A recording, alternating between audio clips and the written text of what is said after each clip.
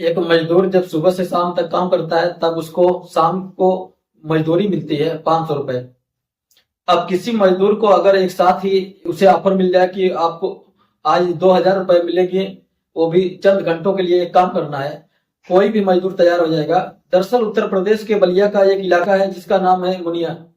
वहां पर एक मजदूर से कहा जाता है कि तुम्हें कुछ ही देर के लिए 2000 रुपए मिलेंगे, क्या तुम साथ चलोगे?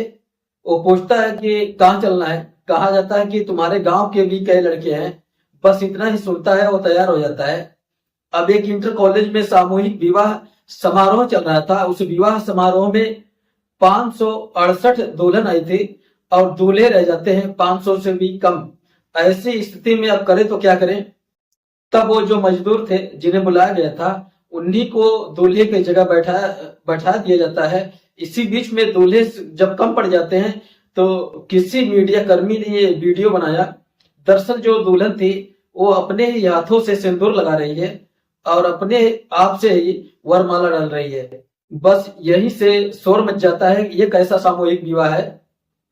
दरअसल यहाँ तक तो ठीक है अगर कोई ऐसी गड़बड़ी करता है रुपए पैसे पाने के लिए, मगर आज की जो सच्ची घटना मैं आपको सुनाने जा रहा हूँ, ये सच्ची घटना को सुनने के बाद शायद आप भी भौचक्के रह जाएंगे, सोचने पर मजबूर हो जाएंगे कि कोई इंसान गरीबी के चलते आखिरकार इतना बड़ा कदम कैसे उठा सकता है।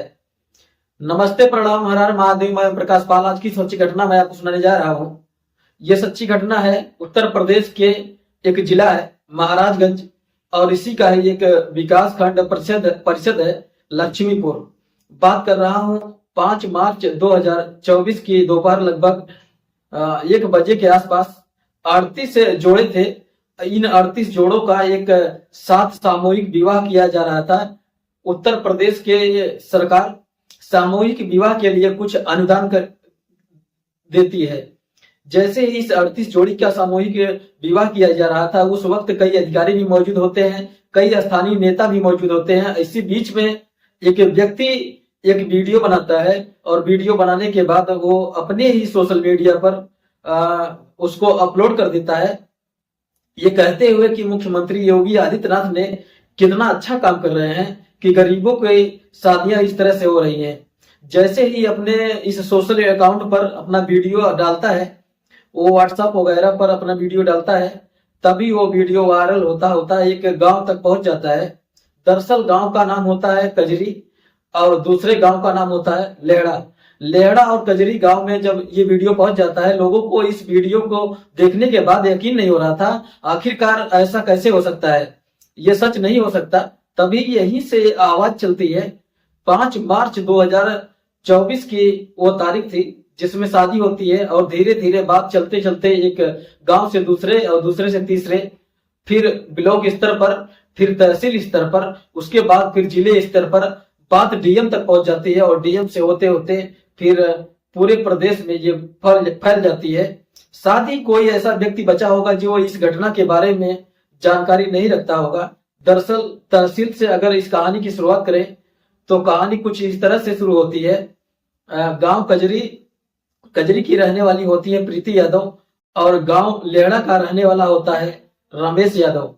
ये दोनों एक दूसरे को पसंद करने लगते हैं क्योंकि घर वाले परिवार वालों की कुछ ऐसी ही मर्जी थी। दोनों की शादी हो जाती है। शादी होने के बाद ये लड़का रमेश यादव अपने किसी काम से, यानी कि नौकरी करने के लिए घर से बाहर चले जाता है, मेहनत मजदूरी करता है। इसी बीच में किसी ने बताया कि मुख्यमंत्री योगी आदित्यनाथ ने साल 2017 में एक ऐसी योजनाएं थी जिसमें सामूहिक विवाह के बाद दुल्हन को कुछ नगद रुपए मिलते हैं और साथ ही उन्हें घरेलू सामान भी मिलता है। जब ये बात सुनी जाती है तो कहते हैं कि हमें तो शादी हो चुकी है हमारी, लेकिन प्रीति को बिचौलिया यानी कि दलाल जो होता है कुछ इस तरह का लालच देता है। कहता है कि शादी हो चुकी है तो क्या हुआ, तुम्हारा पति ही तो है, बस 7 फेरे लेने हैं, पैसे लेने हैं, अपने घर आ जाना है।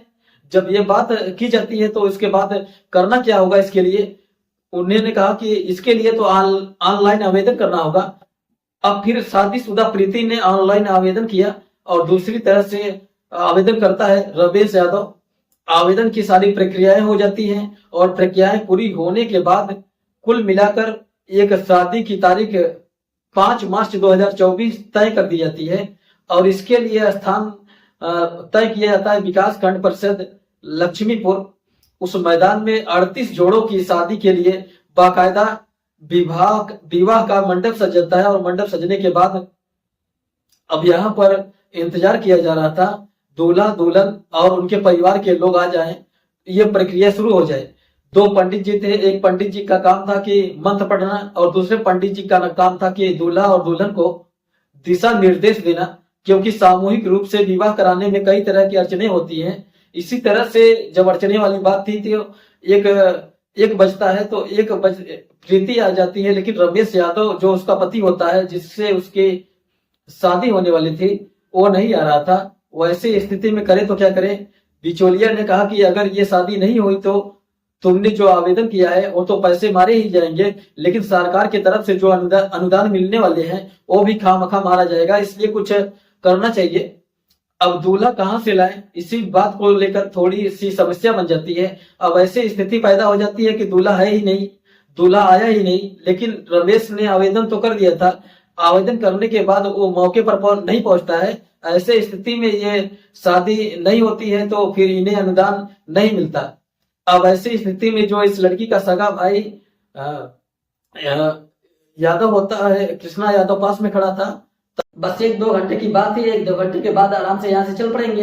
कुछ इसी तरह से बिचौलिया ने उसे इस तरह से प्रलोभन दिया और प्रलोभन देने के बाद जो दूल्हे के कपड़े होते हैं उन दूल्हों को कपड़े को पहन लेता है, सेहरा बांधता है और टोपी पहनता है और जो पगड़ी होती है उसको पहनने के बाद अपनी ही बहन के बगल में बैठ जाता है। जो पंडित जी होते हैं, पंडित जी ने मंत्रों का उच्चारण करना शुरू कर दिया। दूसरे पंडित जी ने इशारा करना शुरू कर दिया कि अब माला डालिए, अब ऐसे करिए, आपके साथ फेरे लेने हैं, अब खड़े होना है, बैठना है। सारी प्रक्रियाएं चल रही थी, लेकिन लगभग 2 घंटे के आसपास का वक्त बीत चुका होता है।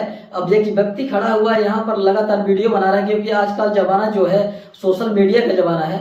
कहते हैं कि जिसके हाथ में मोबाइल होता है वो पत्रकार होता है, इसलिए एंड्रॉयड फोन में निकालता है और वो वीडियो बनाने लगातार शुरू कर देता है। वीडियो बनाकर वो अपने सोशल मीडिया पर अलग अलग जो हैंडल होता है, चाहे वो फेसबुक हो चाहे यूट्यूब हो, सब पर अपलोड कर देता है, तारीफ करते हुए कि देखो मुख्यमंत्री योगी आदित्यनाथ ने गरीबों के लिए इस तरह से योजना लेकर आए हैं। अब ये वीडियो बन जाता है, वीडियो बन के इस गांव यानी कि कजरी पहुंच जाता है, साथ ही लेहड़ा गांव पहुंच जाता है। लेहड़ा गांव वाले देखते हैं, कजरी वाले देखते हैं, ये तो प्रीति और कृष्णा है, दोनों सगे भाई हैं, आपस में कैसे शादी कर सकते हैं, दुल्हन कैसे बने हुए हैं, दुल्हन कैसी बनी हुई है। जब ये बात अधिकारी तक पहुंचती है, शादी तय हुई थी, साफ सुथरी तैयारी होती है, यहाँ गड़बड़ कैसे हो सकती है। अब जांच हो जाती है इस वीडियो के आधार पर, और जब जांच पड़ताल शुरू होती है तो आखिरकार एक अधिकारी होते हैं चंदन पांडे, सीधा पहुंच जाते हैं थाने। और पुरेंद्रपुर थाने में जाने के बाद एसएचओ के सामने जाकर कहते हैं कि साहब मैं ग्राम पंचायत अधिकारी हूँ, एक एप्लीकेशन लेकर आया हूँ, इसमें एफआईआर दर्ज कर दीजिए।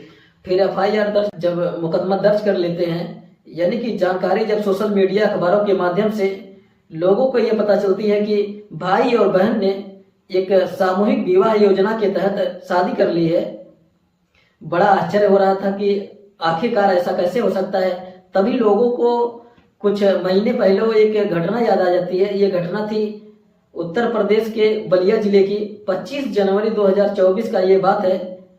568 दुल्हन मंडप में आ जाती हैं, लेकिन दूल्हे नहीं आते। इससे पता चलता है कि लगभग 90% इसमें फर्जीवाड़ा ही हो गया था पूरे शादी में। अब दूल्हे मिल नहीं रहे थे तो किसी ने आवाज लगाई कि गांव में भी भाई मजदूरों से कहा कि तुम्हें एक दिन के 500 नहीं बल्कि 2000 रुपए मिलेंगे, आपको कुछ ही घंटे के लिए इतने पैसे मिल सकते हैं आपको, अगर आपको इतने पैसे लेने हैं तो चलो। जैसे ही ये बात चलने लगी, तुरंत ये कई लड़के गांव के पहुंच जाते हैं और उस सामूहिक विवाह स्थान पर इंतजार कर रहे थे कि इस तरह से शादी की रस्में पूरी हो। इस तरह से किसी फिल्म के में एक्टिंग कर रहे हैं या कोई नाटक कर रहे हैं, कुछ इस तरह के उनके मन में जिज्ञासा रही होगी और भूमिका रही होगी। मंडप में जब बैठ जाते हैं, शादी हो जाती है, कोई व्यक्ति इस बीच का वीडियो बना लेता है। वीडियो कुछ इस तरह से होता है, दुल्हन अपने हाथ से ही सिंदूर लगा रही है और वरमाला भी अपने ही हाथ से डाल रही है। जबकि शादी हो रही है तो दूल्हा ही वरमाला डालेगा और दूल्हा ही तो उनके मांग में सिंदूर भरेगा। अब जब ये वीडियो सोशल मीडिया पर वायरल होती है तो जो लड़के मजदूर थे, मजदूरी करने के लिए एक हिसाब से गए थे, दूल्हा बने थे, उन्हें पैसे मिलते, वो जाकर बोले साहब हमारे पैसे दे दो। उन्होंने कहा कि तुम्हारा दिमाग खराब हो गया है, एक तरह तो हमारी आफत में आ चुके हैं हम, अब अपनी जान बचाएं। आखिरकार उस वाले मामले में भी कई लोगों के खिलाफ एफआईआर दर्ज हो जाती है और ये भाई और बहन के मामले में भी 2 अधिकारियों के खिलाफ पुलिस कार्रवाई हो जाती है। मामला जब उत्तर प्रदेश के मुख्यमंत्री आदित्य योगीनाथ पहुंचती है तब उन्हें वाकई दुख होता है, हमें इस तरह से योजना निकाली थी और किस तरह के लोग काम कर रहे हैं। दरअसल मुख्यमंत्री ने तो कुछ सोच कर निकाला था कि गरीबों का उद्धार होगा और इस ऐसे ही गरीबों का उद्धार हो रहा है। आप सहज ही अंदाजा लगा सकते हैं कि इस तरह से गरीबी है और थोड़े से रुपए लेने के लिए, यानी कि इसमें मिलते हैं 51,000 रुपए, 35,000 रुपए की जो नगद रकम होती है वो दुल्हन के खाते में पहुंच जाती है। बाकी रकम से अब बिछिया हो जो पैर के उंगलियों में पहनी जाती है, पायल हो या घरेलू सामान हो या दुल्हन की कपड़े हो, ये बाकी पैसे से खरीदा जाता है। बाकी 35,000 रुपए दुल्हन के खाते में पहुंच जाता है। अब गरीब आदमी पैसा लेने के लिए तैयार हो जाता है कि ये कहानी तो कई बार ऐसे आती रही है, लेकिन जो इस सरकार में कहानी आ रही है सख्त कार्रवाई हो रही है, जांच भी हो रही है। दोस्तों, इस पूरे घटनाक्रम को सुनाने का उद्देश्य किसी को परेशान करना नहीं, किसी का दिल दुखाना नहीं, बल्कि आपको जागरूक करना है, आपको सचेत करना है। जहां भी रहें सुरक्षित रहें, अपना ख्याल रखें। जय हिंद, जय भारत।